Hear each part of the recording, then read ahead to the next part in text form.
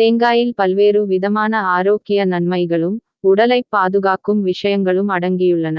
தேங்காய் கெட்ட கொழுப்பை அதிகரிக்கும் என்று சிலரும் நல்ல கொழுப்பை அதிகரிக்கும் என்று சிலர் சாப்பிட தயங்குகின்றனர்.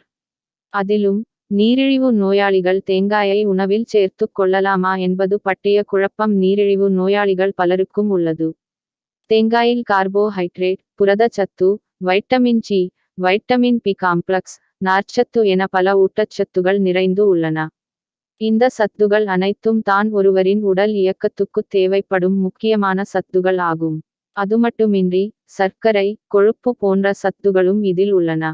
தேங்காயில் உள்ள லாரிக் அமிலம் மற்றும் காப்ரிக் அமிலங்கள் பாக்டீரியா மற்றும் வைரஸ் கிருமிகளை எதிர்க்கும் திறனை கொண்டுள்ளது. தேங்காயில் அதிக அளவில் நார்ச்சத்து உள்ளது. இதுபோன்ற நார்ச்சத்துகள் தான் இரத்த சர்க்கரை அதிகரிப்பதை தடுக்க உதவுகின்றன. அதேபோல் தேங்காயில் நுண்ணுயிர் சத்துகளான காப்பர், மெக்னீசியம், இரும்புச் சத்து, செலினியம், ஜிங்க் போன்றவை உள்ளன.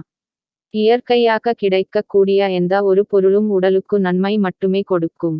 ஆனால் அந்த இயற்கை பொருட்களை நாம் எந்த வடிவில் எடுத்துக் கொள்கிறோம் என்பதைப் பொறுத்துத்தான் அதன் நன்மைகள் நமக்கு கிடைக்கும்.